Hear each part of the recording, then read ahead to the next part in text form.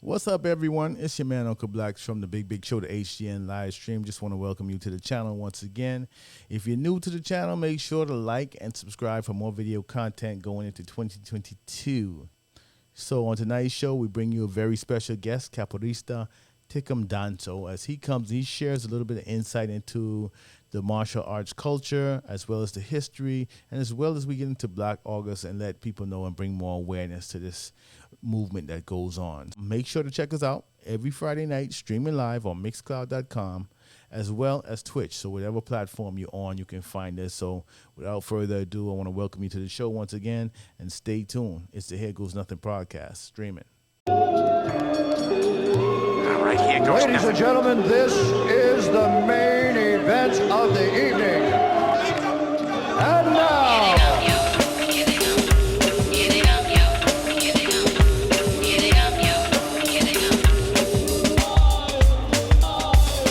Here goes nothing.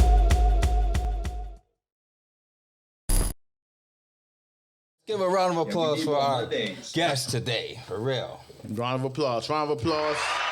Everybody out there? So, my man, can you please tell everybody who you are, your name, and what we're going to talk about today?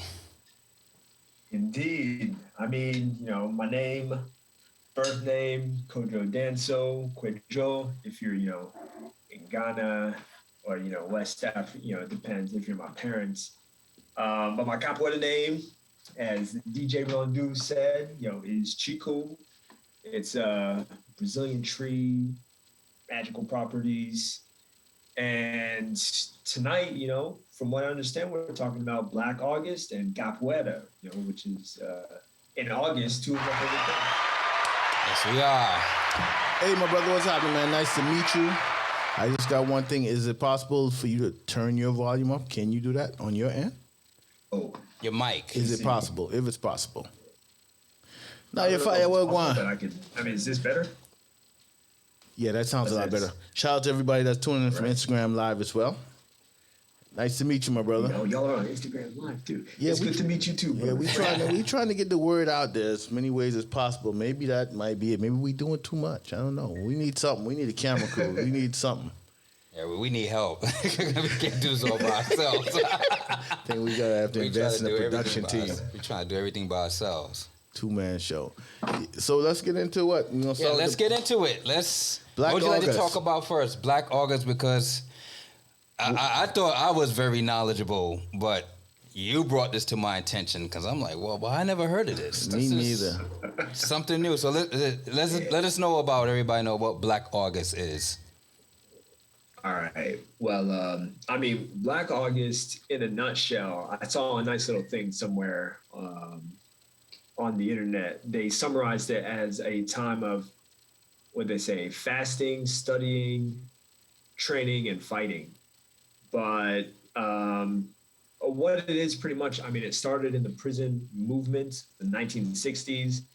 And to this day, it's pretty much a time to reflect on the struggle of freedom fighters, African freedom fighters all over the world, nonetheless in the Americas, and their struggle, right? Political prisoners. We've got, freedom fighters who've been in prison to this day for like decades, like 40, 50 years, 70, like a long time.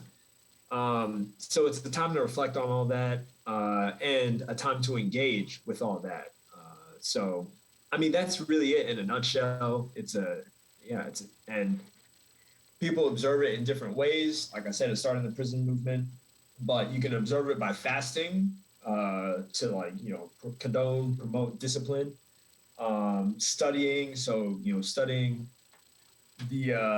studying the work of these freedom fighters, first of all, and then also studying the movements that they were advocating, right? The Black Power movement, the Black Consciousness movement, the prison abolition movement, all these different things, and training, right? So like along with the physical, the discipline of like that goes with fasting, you're also training your body just like you're training your mind, right? You study to train your mind, you train your body, you work out, you exercise, you train capoeira to train your body and all. and then you fight, right? Because ultimately, Black August is a time to reflect on justice and the injustices around us, so we can do something about it. Do you have a time like when this originated and when did it start? Yes. So, I mean, most sources, as far as I know, associate Black August pretty heavily as far as like the broad, association with the prison movement, prison liberation, social justice struggles of the 1960s, because a lot of people think, right, 1960s, obviously, we think of the civil rights movement, the women's rights movement was going on, the anti-war movement was going on, with the Vietnam War going on. Martin Luther King, towards the end of the decade, right, he was bringing up the class consciousness and the class struggle with the poor people's movement. So there was a lot going on in the 60s. And one of the things that really gets overshadowed with all the stuff that was going on in the 60s is the fact that people who were in prisons, right? Because, I mean, that's the nature of like these movements. And prison is that obviously Uncle Sam was not too happy with like all the stuff that was going on, right? Oh, you're, fighting too hard in the, civil rights movement? Jail. Oh, you're fighting too hard against the Vietnam War? Jail. Yeah. Like just throwing people in jail left and right just for like protesting. I mean, it's kind of a lot of what we saw last year with the George Floyd protests, right? The Black Lives Matter protests. Is that anytime that people rise up to be like, hey, like this kind of shit's fucked up, let's do something different, and then let alone propose a solution, people get thrown in jail. So as all these people are rising up for like social justice in all these different areas of society in the 60s, lots of people are getting thrown in jail. And even before these people are getting thrown in jail, people in the prisons are like, yo, this prison system, right? Because think about it. Like, think about how bad prisons, jails are now.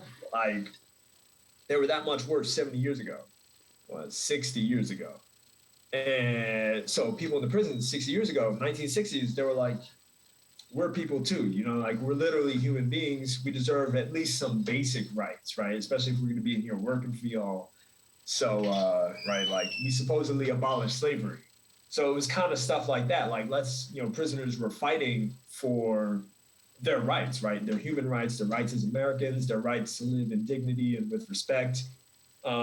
Keeping in mind that most people weren't in prison for like violent offenses back in the day. Even today, most people aren't in prison for violent offenses, right? So it's people who just got caught doing something that most of us probably do, and they're in prison being subjected to these subhuman conditions. So people in prison were already advocating for their own rights. They were being more vocal about it. And then people are going to prison for like advocating for rights and all of these other things. So that kind of like boiled up into this really like, I think, it's a beautiful movement. It'd be that much more beautiful if it didn't have to have happened, because it's in prison. But I mean, that's kind of the large scale. So 1960s, late 1960s is when the seeds of Black August were really sown, and then people associated kind of like on the the detailed level with George Jackson, who is prison radical. I believe he was 19 years old, and when he was tried and sent to prison in like 1961. So this is right at the beginning of the decade, and he was alive. He spent the rest of his life in prison the next 11 years in different prisons in the California prison system.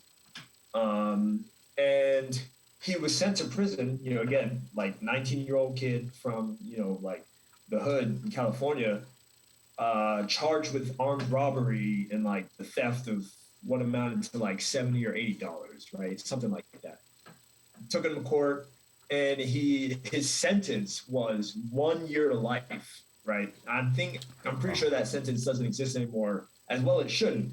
But the general idea behind 1 year to life is that they get to decide how long you're going to stay in jail. That's it. You could either stay in jail 1 year or literally any number of years until life. So this was the sentence that he received, right? There's definitely no justice in that. But because he was sentenced to that term, and because he was so young, one of his fellow inmates kind of like took him under his wing, right, and radicalized him, like told him essentially about the world, right? This is how the world is, capitalism, prison, slavery, all of this stuff.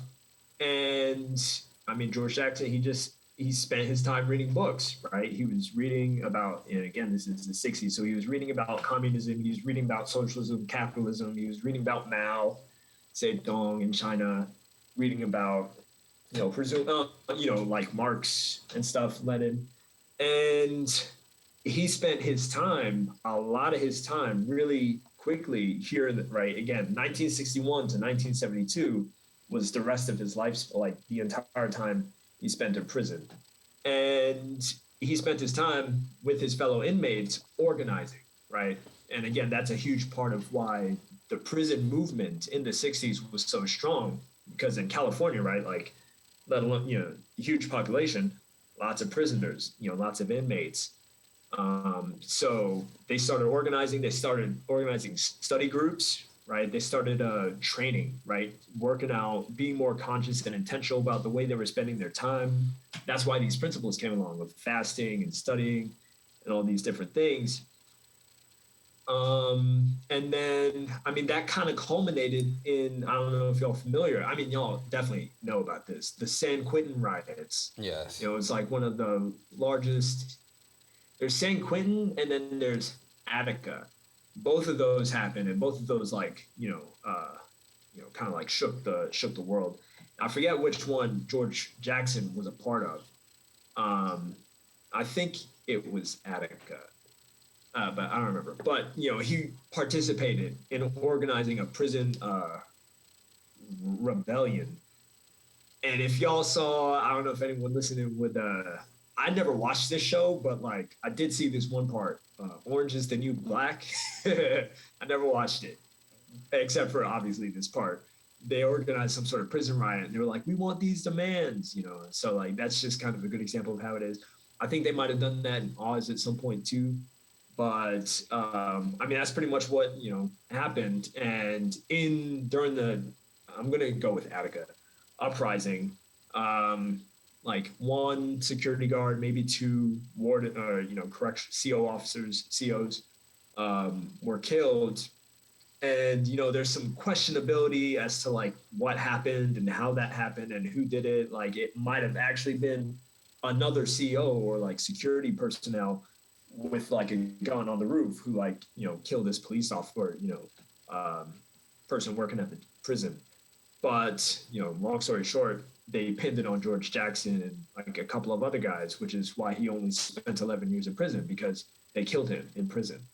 And I don't even think this was the death, like he didn't receive the death sentence formally, like in a court of law. Mm-hmm. He was killed extra legally in prison.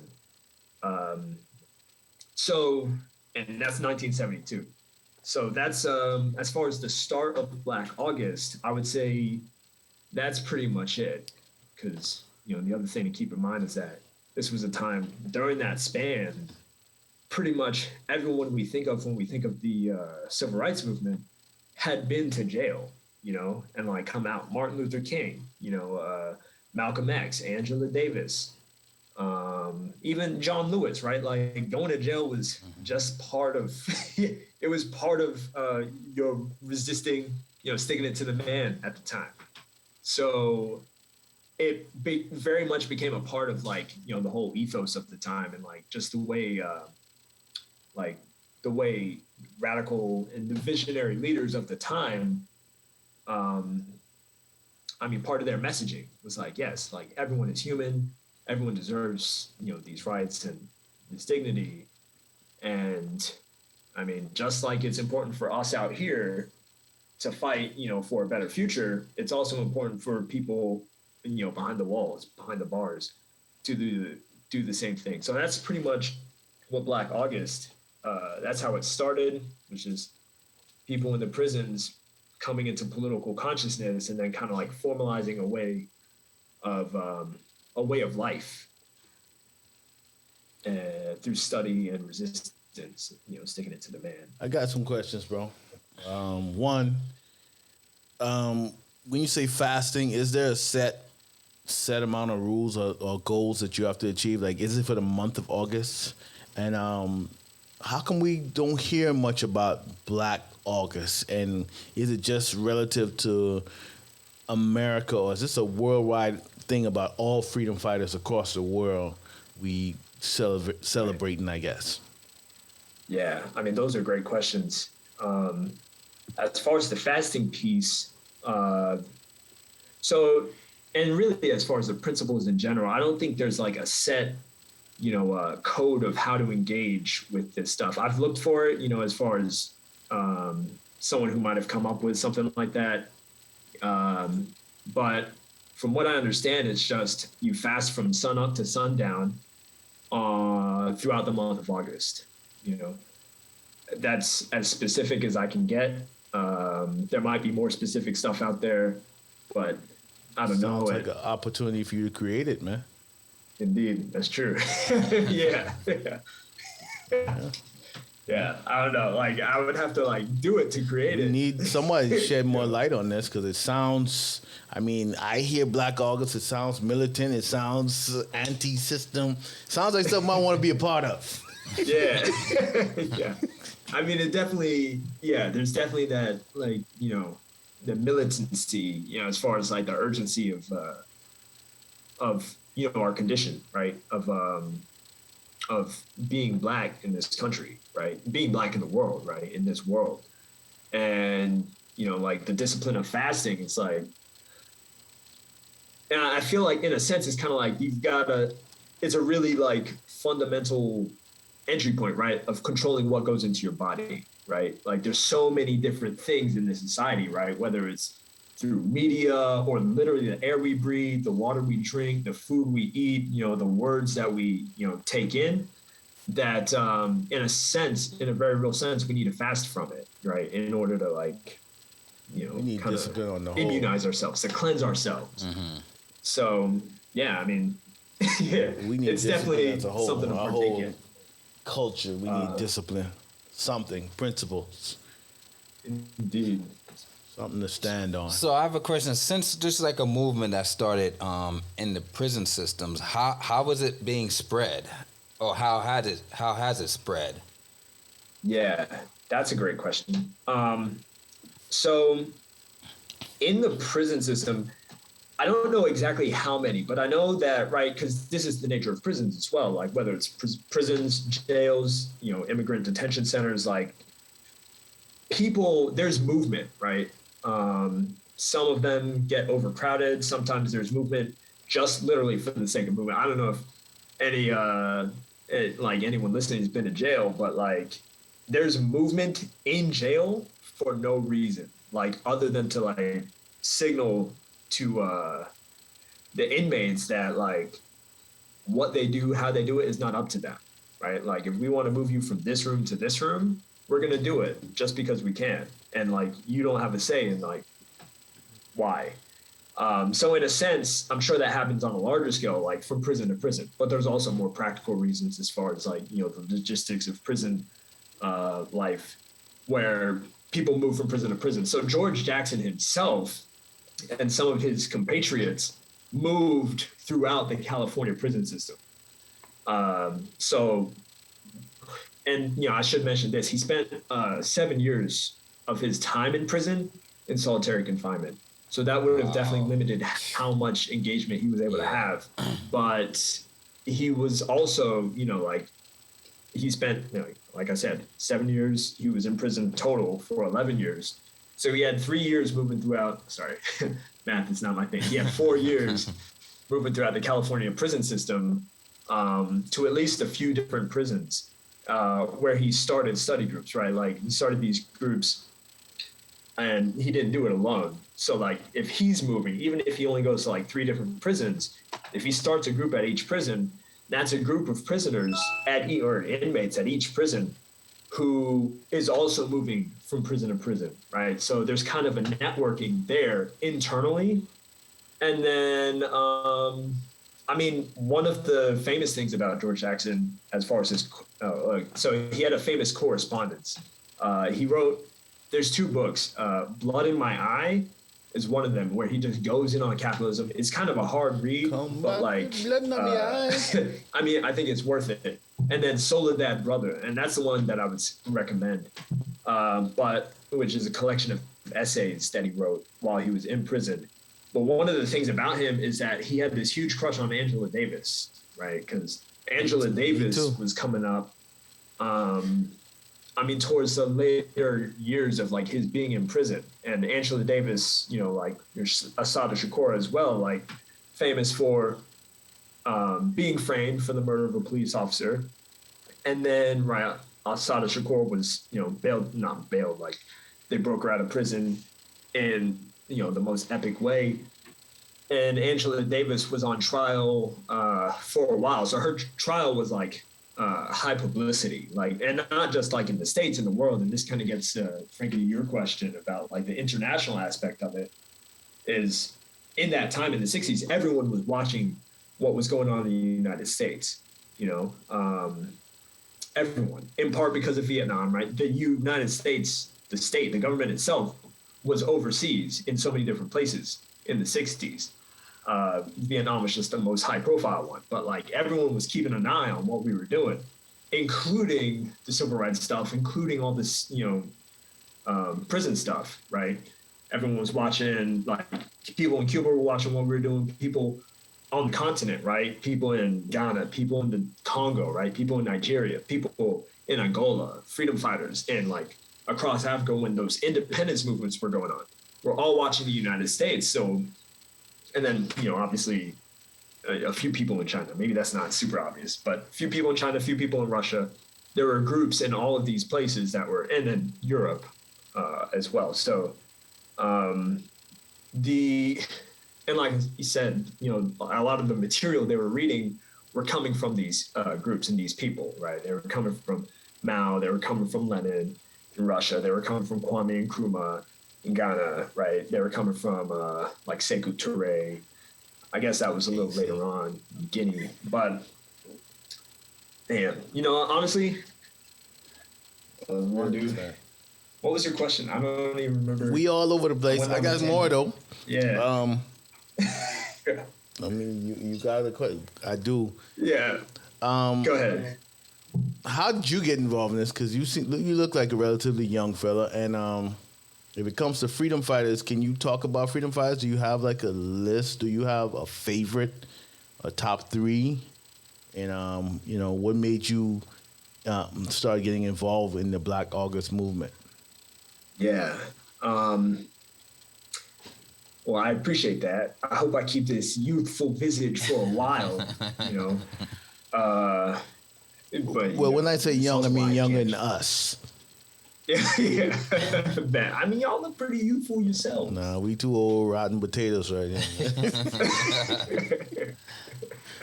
Well, you know what they say about rotten potatoes? I don't know what they say. I was like, it reminds me of. I was waiting. I was like, what they say?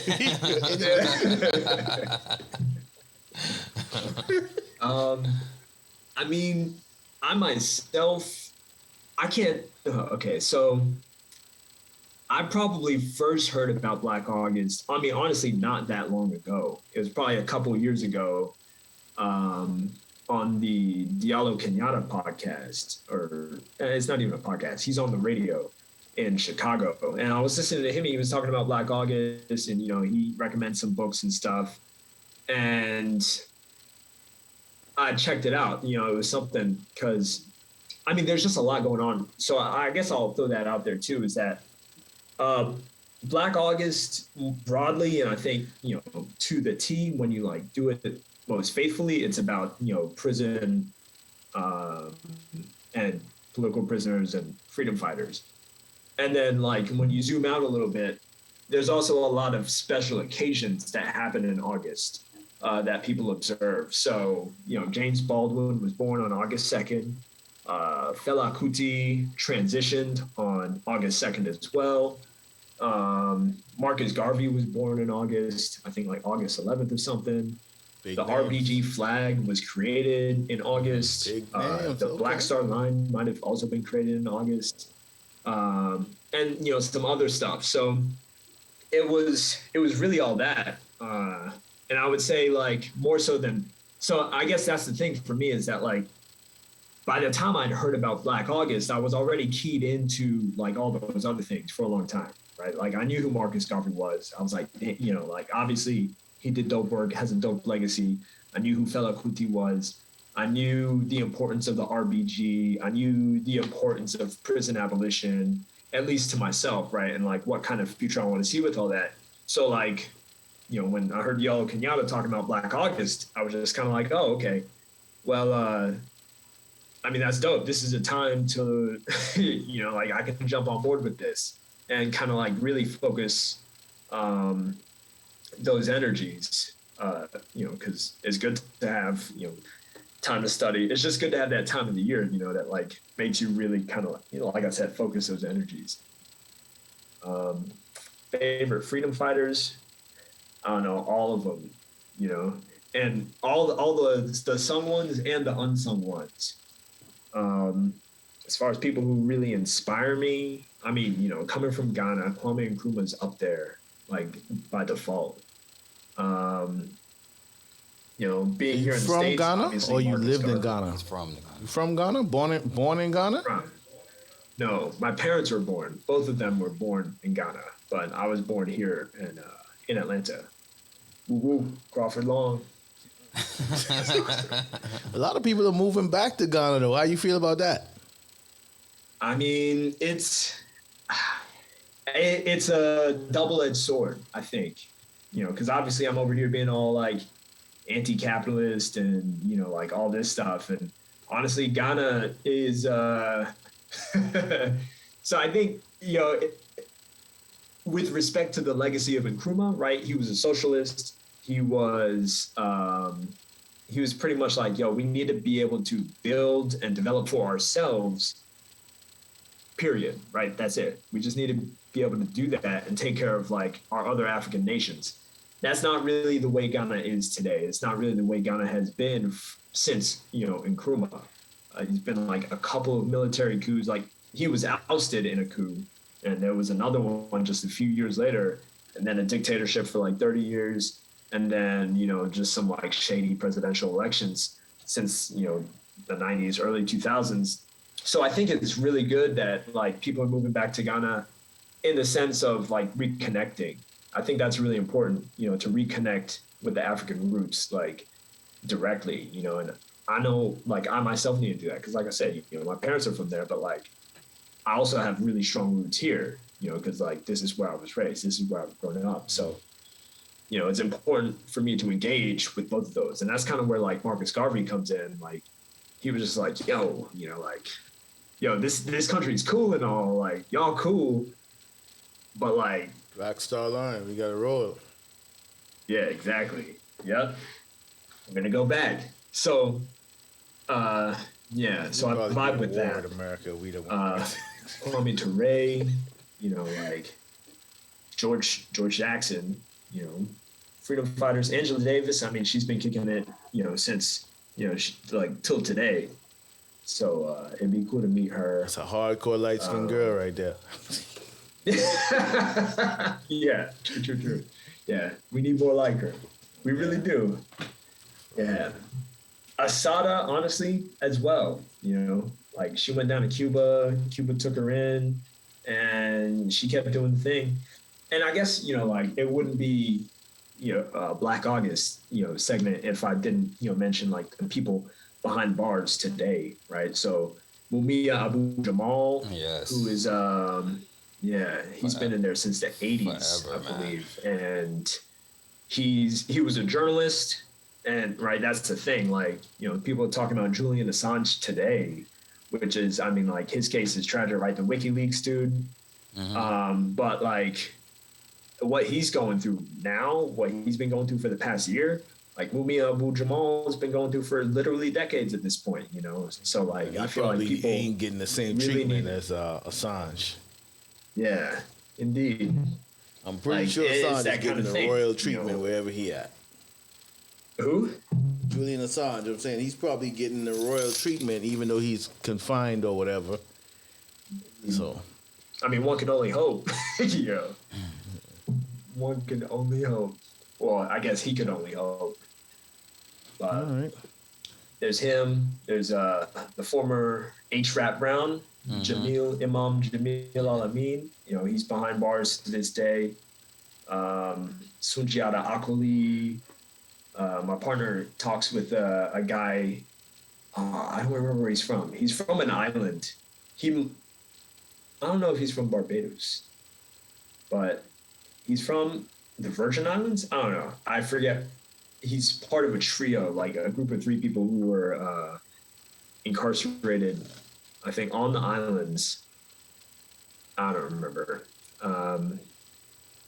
Yeah, but like there's a lot of people. So, you know, Black August is also a time to call attention to all of that, right? It's like all these people were imprisoned, again, you know, in pursuit of the struggle, right? Or, you know, in action. They were fighting for our freedom in various ways. And people like the state apparatus took them out by putting them behind bars for decades. And I think that's one of the sad things that we have to pay attention to is how easy it is, how easy we've kind of allowed it to be as a people for our freedom fighters to be taken out of action. Oh, now I remember. You asked about how all this information gets spread, right? Like how the movement spreads. And I would say, I mean, that's one of the ways is that, you know, eventually people get out of prison. But like a lot of the people who are in prison have correspondence going on with people outside of prison. So like there was a correspondence between George Jackson and Angela Davis. Yeah, that's like, he was just like, man, I love talking to this sister, you know, like he was crushing hardcore. Like you can read his work and be like, damn, like he was, you know, trapping, like thirst trapping, you know, for Angela Davis. And, you know, Angela Davis talks about it, you know, people ask her about it still in certain interviews. So that's out there. But yeah, there's this correspondence. So one of the ways we can help look out for political prisoners, like today, is by sending letters, you know, opening up a correspondence with, you know, these political prisoners. That's like a really fundamental, really easy way to be like, hey, you know, like we still understand you, we still remember you, because right, that's the thing is, like I was saying before, like Uncle Sam knows that really all they have to do is put someone behind bars for 2 years, you know, and that's it, you know, as far as like what we remember. So part of what we have to do to fight that is to not forget, right? Is to keep that connection open, keep that contact open. Let the people know themselves that we care about them, right? That we care enough at least to send a letter. And then let, you know, the state know that we care about them by saying, hey, like, you might put them behind bars, but that doesn't mean you've removed them from the community. Because that's what prison does, is it just walls people off into over there, solitary confinement. Yeah. Yeah. So the fact you're talking about freedom fighters, let's talk about some freedom fighters in South America. Yes. Yeah. So, you know, there's definitely some super strong parallels between Black August, you know, everything we're talking about, and Capoeira itself. You know, as far as, I mean, do the listeners know the story of Capoeira? Well, you're about to tell us right now. For those who don't know. So Capoeira, I mean, the mainstream narrative is that Capoeira was developed on the plantation, the senzalas, by Afro-Brazilian slaves who, you know, disguised the fight as a dance and then used it to fight for their freedom. That's the really common narrative. That's typically the first thing that people hear when they like go in, and it's not like incorrect.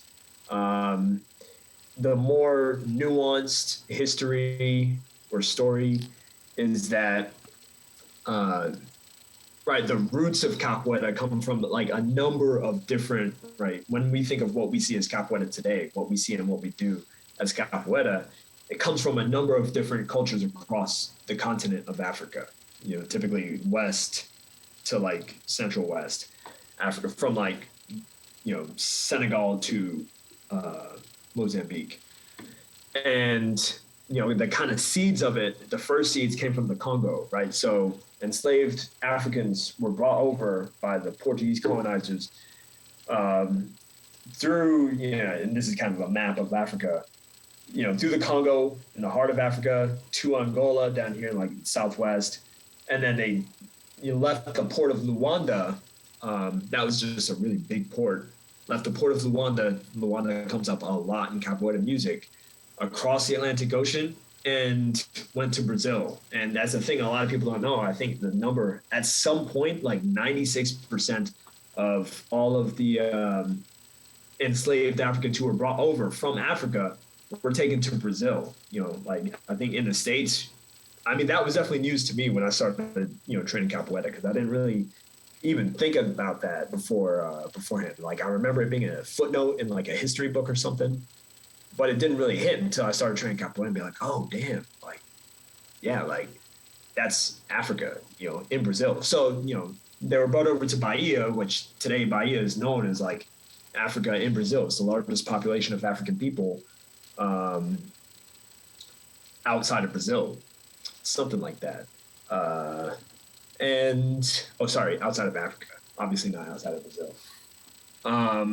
So they were brought over in Congo, and that's kind of where you get like the idea for the movements. A few hundred years later, maybe some decades later, there was another wave as the kind of Angola wave, Congo wave started drying up, for lack of better words. There's definitely better words, but I don't know them. They started, pulling more African people out of West Africa, right? So that's the Yoruba, Nigeria region, the Hausa region, Ghana, Cote d'Ivoire. So that's where you get like Nago and Malays and terms like that. Mandinka, right? Mandinga. So they started going over down to Brazil, and that kind of superimposed the cultural layer on top of it. So that's the way I think of it. It's like the movements kind of come from the Congo, Angola, Heart of Africa region. And then like the rituals kind of come from the Yoruba region, right? That's why you have, in Brazil, candomblé, in like Cuba, Santeria, in the States, Ifa, as like religious practice, spiritual practices. And you have those spiritual and religious elements in capoeira, even though like capoeira itself, you don't need to be like religious or spiritual to practice it. But all these elements kind of like mixed in different parts of Brazil. They took root in different parts of Brazil, depending on like the kind of population density of like Africans, and then like the interaction of Africans with indigenous Brazilian people who were also going through similar brutalities by the Portuguese colonizers. And a lot of times they would use capoeira to escape. They would use capoeira-like movements, right? This is kind of like proto-capoeira, like in the 1600s.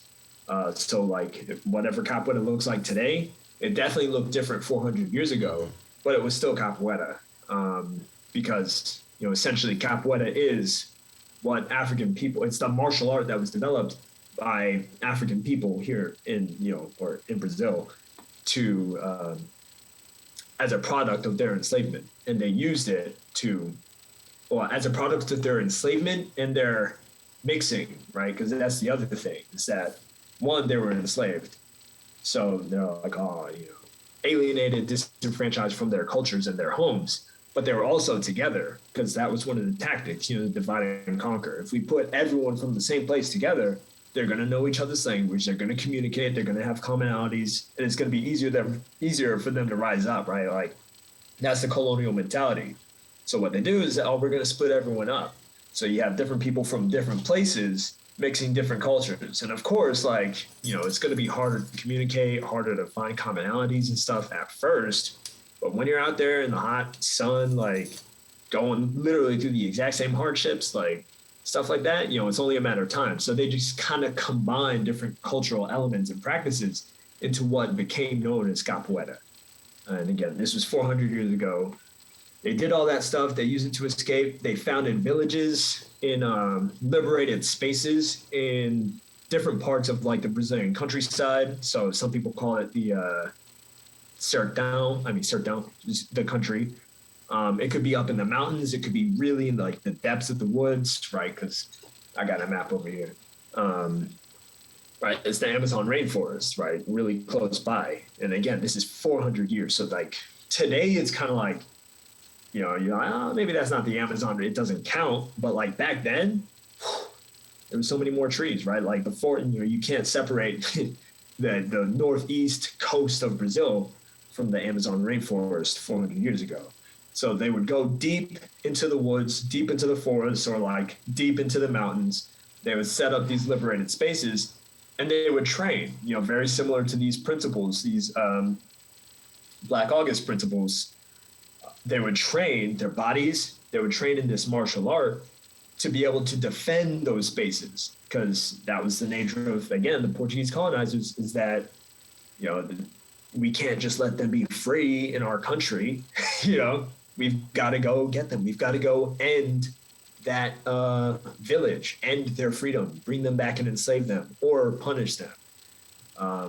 So that's the stuff that the Portuguese colonizers tried to do, which made it that much more important to like really double down and learn capoeira and develop capoeira as a martial art, as a martial practice. Do it with weapons, do it with the body, hone the body. So these villages, these liberated spaces, were called quilombos.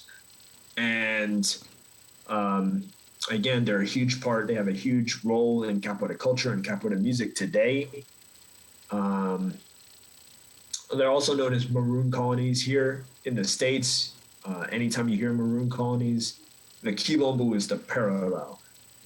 Liberated Africans and indigenous people fighting for to stay liberated. Yeah. Sounds good. I think, yeah. Sounds good. A lot of knowledge here being dropped. So, as far as capoeira, do you think present day that is kind of being taken away from its roots and origins, somewhat whitewashed? Yeah, I would definitely say yes. I would say that because I'm thinking, like, listening to you guys talk and hearing all this stuff about capoeira, it's like for a person like me that don't know, when you look at it from the outside, you just see like it looks like a Spanish people thing. Like we need that. I think black people need to take that and start implementing that and bring that back into the hood. And I feel like we should be training these young kids. But that's what he does. That's what he does. He does that. Yeah. Okay, so if that's what you do, then I'm with you. But I think that's something that needs to be instilled in all of in these hoods, man. We need to get these kids out of just running reckless and give them some discipline and training. They'll be better people. They'll stop killing each other. They'll figure out what they need to do if they had some kind of, some disciplines to go by. But we are very undisciplined people. We just want to have fun. We want to have fun, throw it up. I mean, Black August, we're definitely disciplined. That we need more light on Black August. Yes. I'm glad to learn about it. Me too, bro. Me too. And I think we really need to bring that to the forefront, man. That sounds better to me than hearing about Juneteenth. Yeah. I agree.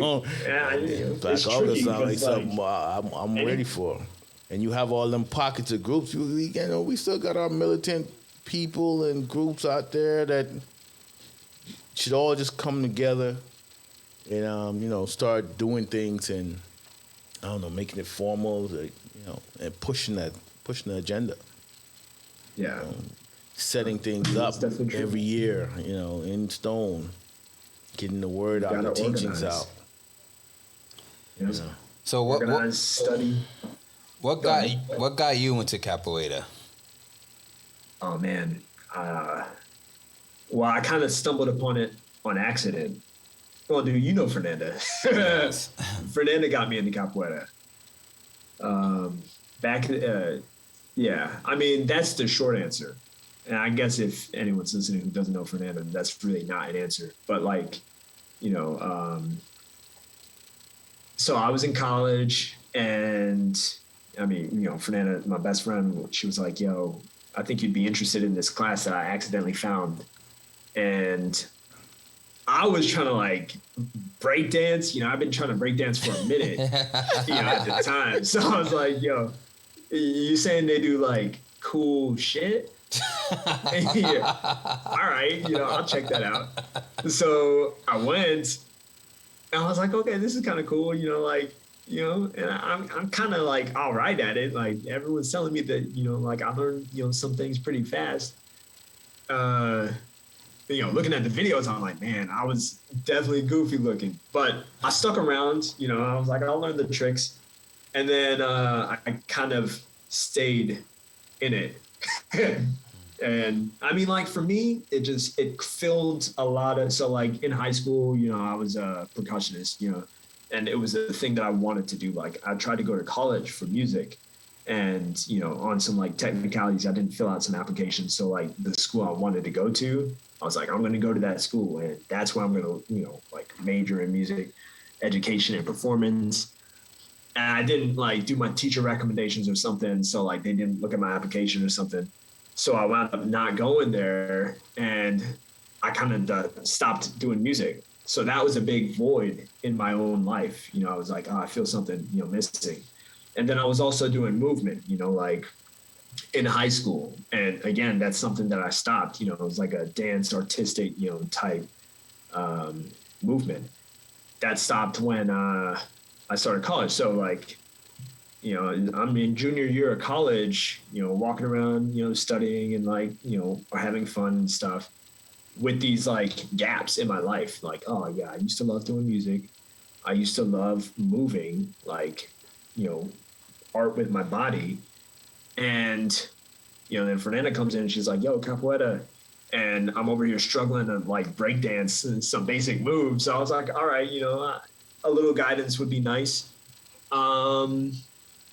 And so I went to that class, and then I started like looking up some stuff. I did it for like I guess I did it like that entire year that I like learned about it, but I stopped training like halfway through the year formally. But I would still go on YouTube and I'd be like, okay, how do you do this? Like I said, I was really about the movements for like the first 3 years. And over time, it's really just come to be this thing that like, it's part of me. I mean, I don't know, I'm not going to say it was destined or destiny or whatever, but like, it was really perfect at the time that I discovered it or came across capoeira for like who I am today, because I was like, at first, like I said, I'm trying to learn the movements. I'm just trying to do something with my body, like I used to, just trying to move and then just trying to do music. And that's cool. And at the time I was also like, yo, it'd also be cool to learn a foreign language. So you learn in Portuguese when you're learning these songs and you have to speak with the Brazilian people and all that stuff.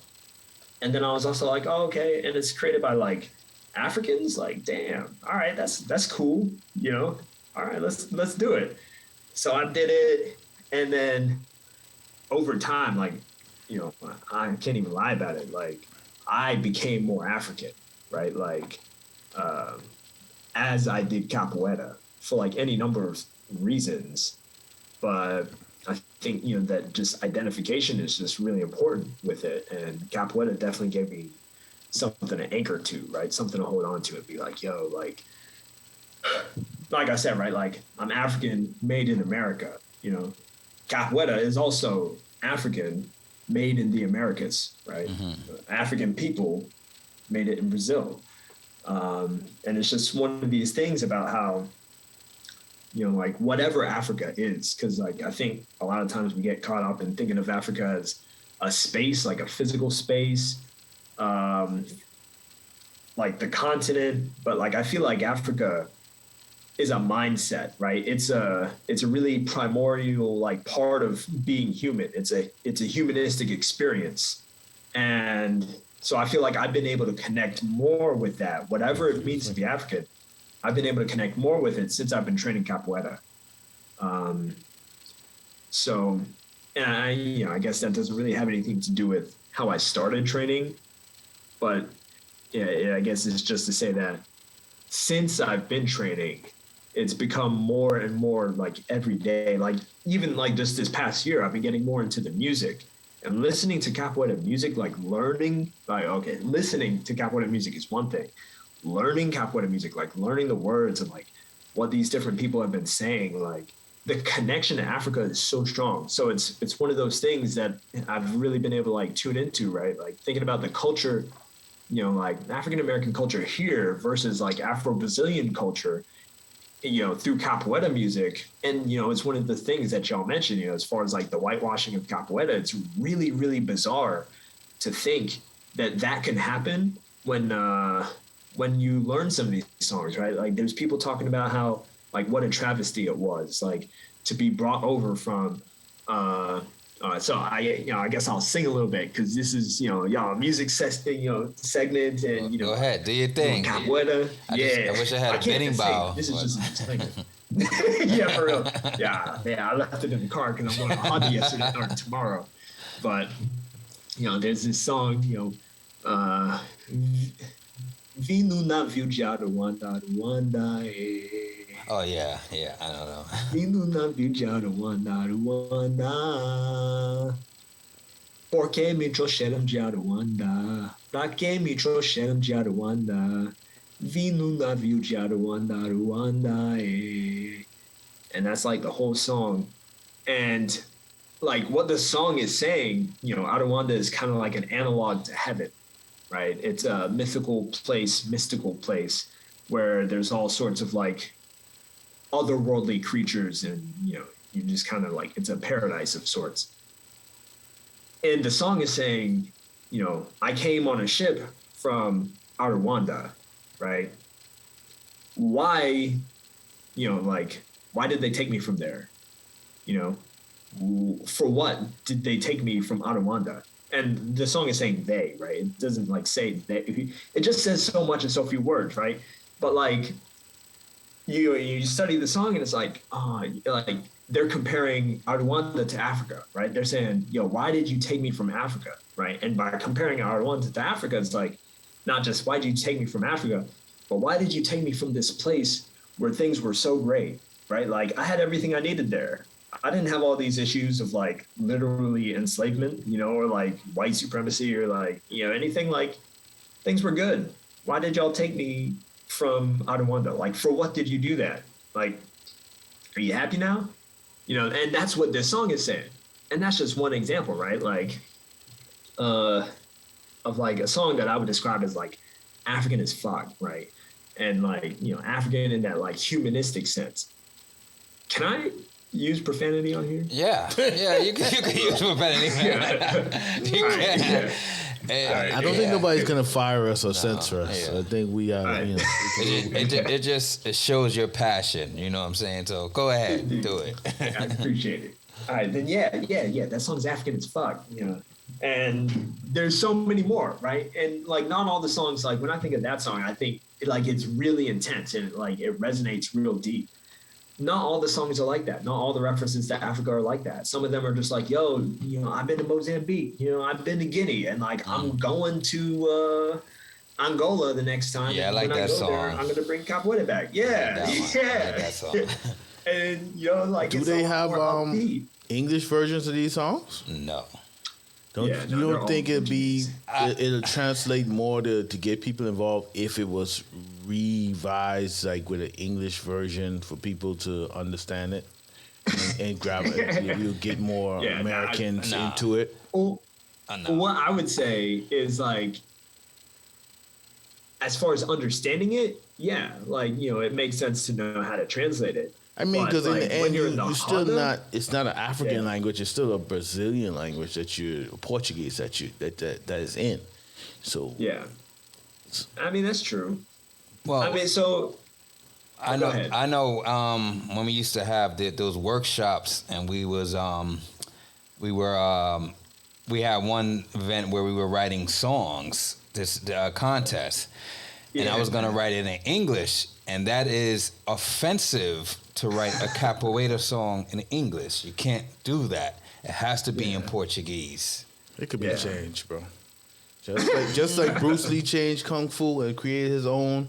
You can take it if you want to make it more appealing to other cultures, by putting it in a form they can understand, because that's going to turn people away alone just by not understanding the language. You know, you're going to have to really, really want to do it to, you know, but it'll be more accessible to the kids, even if it was in an African language. I would say, you know, something they could relate to, or, you know, basic. It's evolution. You got to be able to revise things. That would kind of take away from the nature and the culture of capoeira to Americanize it or make it English. It's like a I don't know, understanding. Like, no, you just don't do that. You can't do that. But think about it. Those slaves that created capoeira, they weren't speaking Portuguese. They were probably speaking African. It's probably been watered down into Portuguese by the other cultures getting involved in it. That's why when you see it, doesn't look like something from Africa. It looks like you see Spanish people doing it. That's probably not the way it looked originally. It probably it was probably more African and probably was in an African language. So for them to tell you you can't change it, I don't see that. I mean, especially if you're gonna do it here. If you're not there and you're gonna do it here, I think that's probably why it doesn't translate, because people look at it and they see it as something foreign and something Spanish, something Portuguese, when it's not Portuguese. It's really African. And like most people, if they knew that and could get that, they would be more, you know, more receptive to it. Because that more intrigues me. The more I know its connection to Africa is what really intrigues me more about it. Because just looking at it from the surface, it just looks like some Spanish people doing some dances. When, you know, when you learn the history, the culture, and all that stuff, you know, I just feel like anything can be evolved and remade, especially when you want to do it in a modern time, and you want to. The ultimate goal is you want to get the point across. You know what I mean? Yeah, the songs is fun and the way it is fun, but you know, you want to get kids involved in this. You know, you start telling kids, and then we got to learn Portuguese. What? You know, they might want the moves, but then when you start telling them they got to say it in this language, that's probably they start backing up. Nah, that doesn't happen. I haven't seen nobody leave or not do it because they had to sing a song in Portuguese. No, it's part of the whole capoeira thing, and speaking and singing in Portuguese is all part of it. I understand what you're saying, but I don't think capoeira works that way. It can. Like, it's the really interesting. It's about revolutionizing it. If you want to make it more popular and bringing it to the hoods, I think you have to revise it. But not like that. I don't agree with that. I mean, you gotta agree, but that's my process. I think everything can be revolutionized. Everything can be rebuilt and remade to fit modern times. You could still keep that historical elements to it, but we gotta progress.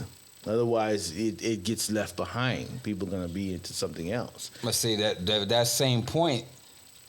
If you want to try to make it like easier for everybody, now we see that in a lot of places, even where I went, it doesn't even say Afro-Brazilian. It says Brazilian martial arts. That's the thing. They did that. That tells you right there that you can. I mean, ultimately, you want to train people and you want to give people some skill sets.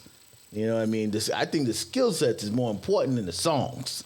You want to get the kids. No, not with capoeira. The songs go hand in hand. You can sing the songs all day, but you wrong. cannot relate to those songs because you 400-500 years past that time. You singing it and it sound good to you, but do you really relate to being brought over? No. So how is transferring that to English going to make it any different? I mean, English, it just makes it more acceptable.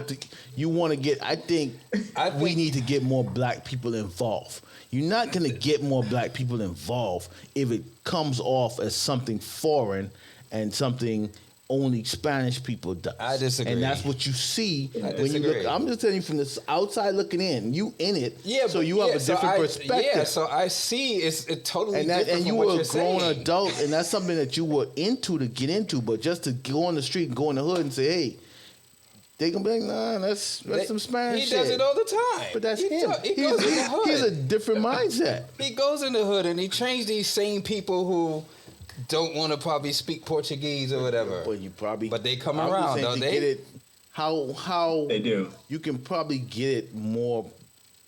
What's the word I'm looking for? A more widespread audience if it's more relatable. It's just like kung fu movies being dubbed in English. They dub it in English for a reason, so you can understand what the hell they doing, and you can be more into it. Yeah, you fighting and you see them, but if the whole movie's in Chinese, you're not gonna be more receptive to the movie. You're gonna be like, I don't understand what the hell they saying, even though the dialogue and the acting is subpar anyway, but you still prefer it in English. You still prefer to hear the boy, hey, you avenged my brother, that. I'm just saying, as an example, to get it more popular, which I think it should be more popular. I think this should be ours. But it doesn't, but people don't understand that it's ours. Down. It's hard to understand that when you look at it from any surface. I hardly see dark-skinned people doing capoeira. That's definitely because you're not in it. Exactly, but you want to bring. But I shouldn't have to get in it to understand it, to see it. It should look like ours from the get-go if it's ours. It should look African or black or something that it doesn't come off as foreign.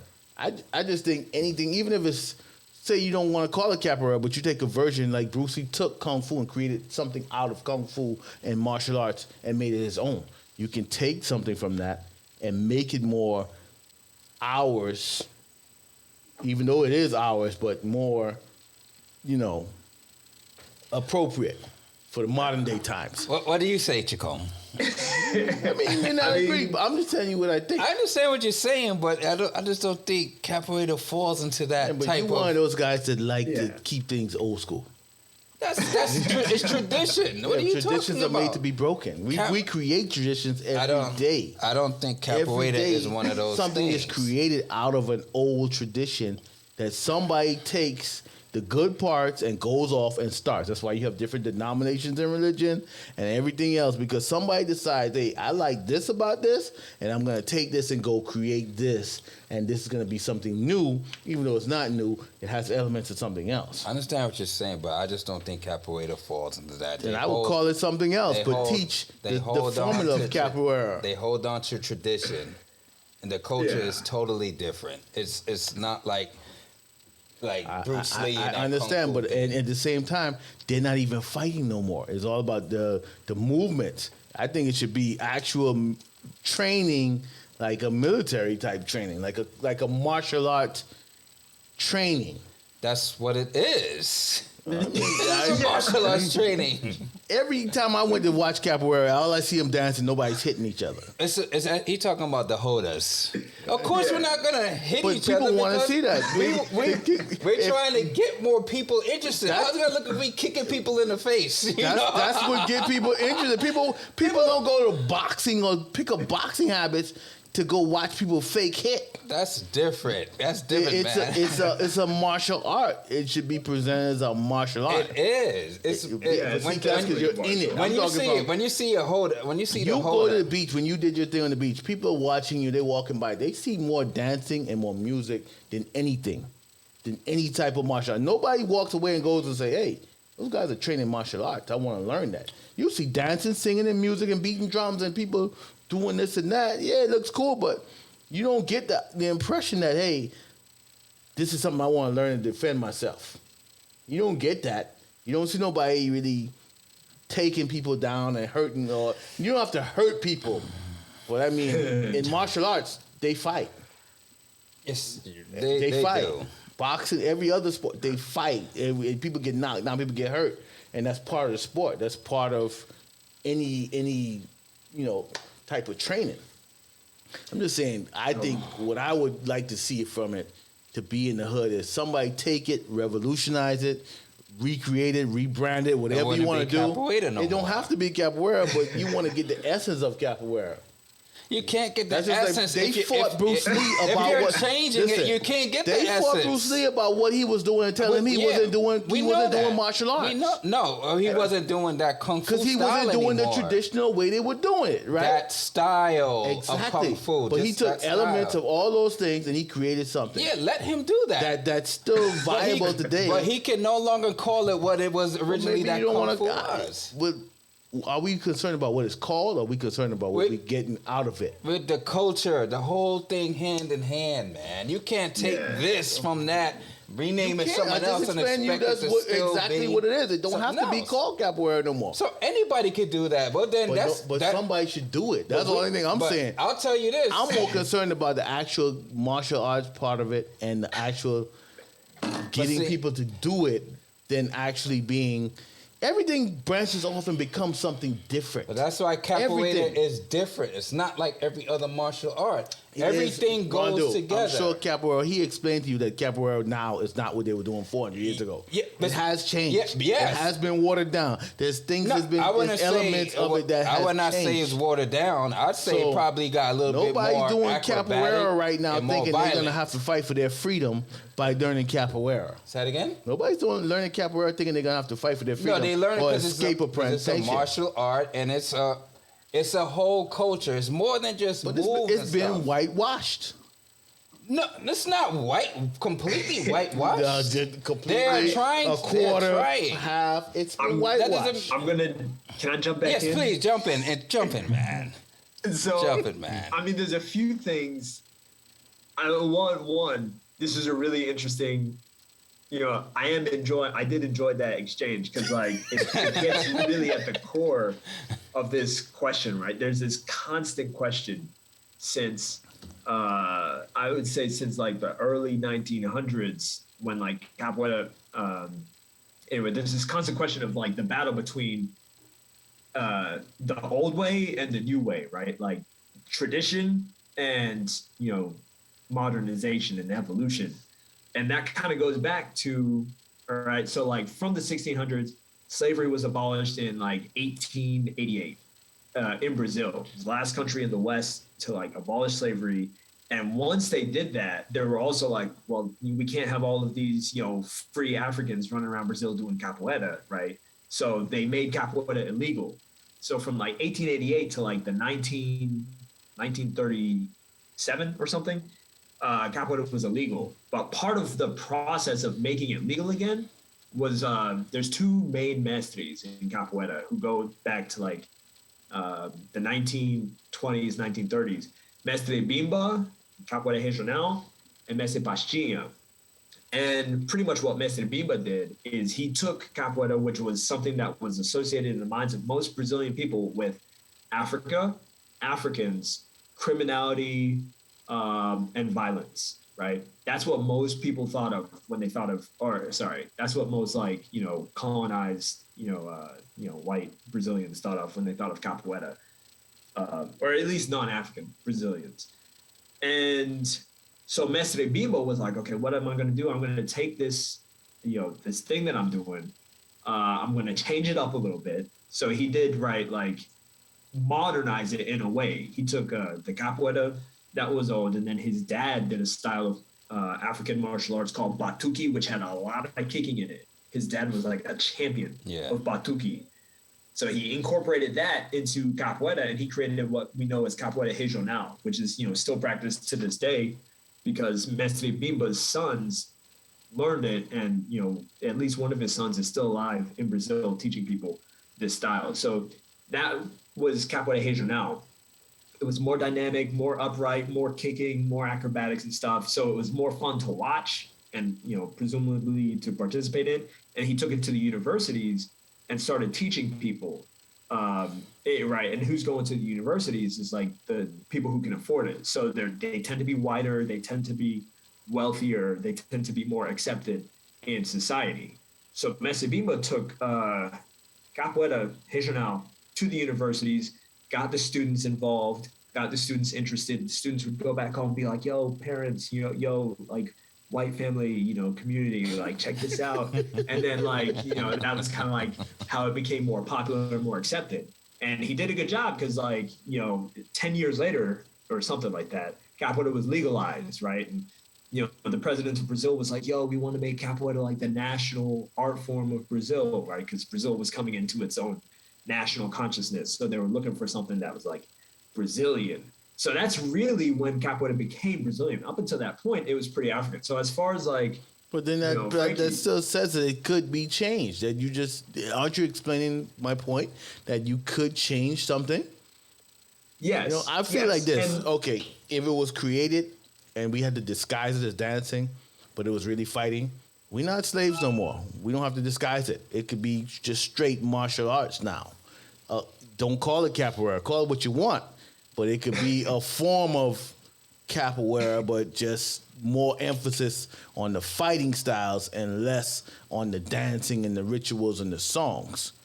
Yeah. And in a way that's, I would say, okay, so like one of the things that I wanted to say earlier, as far as, the importance of, right, the music, I mean, it's just super important, right? Because as far as like reconnecting with Africa and Africanness through capoeira, a crucial part of that is the rituals and the music, right? It's everything outside of the movements themselves. And I think that's one of the things about how like capoeira gets, has gotten to where it has been today, right?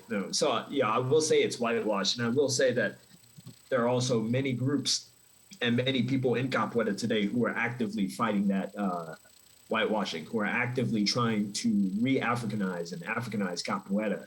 Right, like there's, we got many people here in Atlanta who are doing that. There's many people all over the country, right, who are doing that. So, big up to all the African capoeiristas.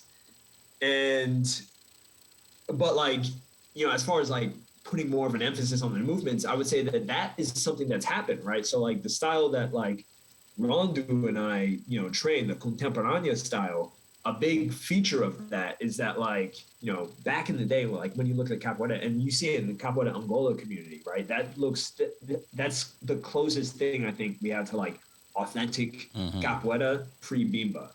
And like you look at it and it looks very slow and it looks very dancey and it doesn't look super dangerous. Versus a lot of what you see today is the contemporânea style. So there's a lot of high kicks, fast kicks. And I would say, as far as Frankie, what you're saying, that's a more martial change. Like that is something that happened.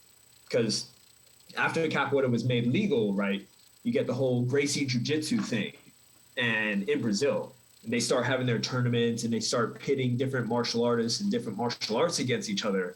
So capoeira entered a new environment where it had to adapt, right, to be more compatible to these martial environments. And I'm not saying this is like the reason capoeira contemporánea looks like this, but it's one of the reasons. So, capoeiristas came in and they started just being more straightforward with the martial aspect, right? More straightforward with the kicks, less with the dancing. And you can see it today. People like, Bahazinho, like in MMA, using, using capoeira as their primary MMA style. Anderson Silva, yeah. Oh, I love that spider. Yeah, yeah. So there is different versions of capoeira. So anything can be reiterated and tweaked. That's but into something. I would say, as far as like one of the questions that came up earlier is essentially this question of like, English and the language around capoeira. Because like I hear you as far as making it easier, right? Making it more accessible to people to, kind of like change the language to English, which kind of begs this question of like, why is it important, right? Why do Rondu and I think it's important to keep like the tradition of keeping the language Portuguese, which is a really important question, I think, for people to ask. And I honestly hadn't really thought of it before y'all had your exchange. But, I think a really good reason is, like I said, when you're learning these songs, one of the things you realize, and there's a saying, right? Like when a Brazilian capoeira mestre dies, a whole library dies with them. Like just more information about, and especially depending on who the mestre is, right? Because there are many, many, many whitewashed mestres who yeah, I mean, they're taking libraries with them, but like, I don't really care what's in that library. But like when Messi Biba went, like when Messi Paschian went, like when these African capoeira messages go, there's a whole lot of knowledge, right? A whole lot of information contained within them, right? And they shared as much of it as they could about what Africa looks like in Brazil, right? And I think that's really valuable information, especially when we're in a society that has worked so hard. And by society, I mean not just here in the States, but obviously in Brazil as well, because like they criminalized Africanness, right? To me, it sounds like so we're giving too much power to Brazil. I mean, if it's African, the people in Africa should be speaking African, not Brazil, not Portuguese, if they're doing it and if they're singing. And we're talking about basically slave hymns or whatever you want to call them that we singing. Negro spirituals. I mean, yeah, they play a role. They give you a groundation or whatever you want. But I mean, we want to get the skill set out there. I think that's more important. I think it's the thing. That's the question of any art is like, if you want to spread the art, how, like, what's the important part of it to spread? And I think the art. If we focus, if you teach a kung fu class here in America, you're not going to be talking in Chinese. You're going to speak American, right? Well, I mean, and I'm sure they have some rituals, some disciplines, and all that stuff that go along with the culture, but they're not going to do it in Chinese if they're teaching it here in America. They're going to give you an American version that you can relate to. Well, yeah, but, we're doing capoeira. I mean, this is Afro-Brazilian. We're talking martial arts, essentially, though. And sometimes in capoeira, sometimes in class, all they do is speak Portuguese, and I be lost. But because I follow what everybody else does, But that's following, though. No, but they still, you say, like, all translate it to English. It could be a different version of it without you saying you can't do this. Like, it's not capoeira no more.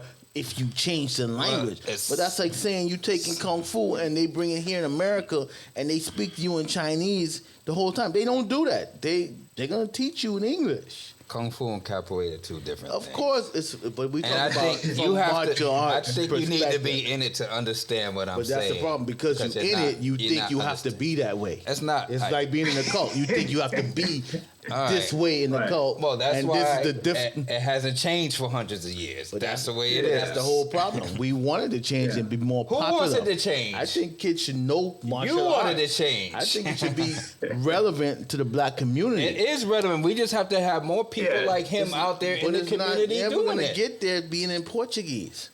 All right. So I think another really important thing, and this kind of gets, to the Black August, prison movement international aspect, is like a really important aspect, right? Because when I think of like, why is it important to, like, why did I think it was important to learn Portuguese?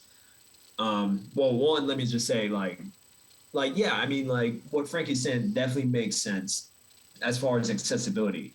But I think ultimately it's the job of whatever teacher, right?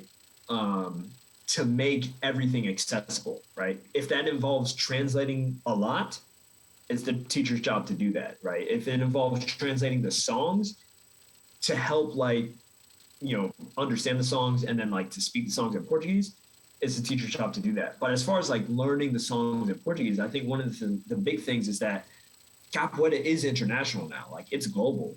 So one of the things is if everyone starts taking that thing that is capoeira and translating it into their own language and leaving the Portuguese behind, like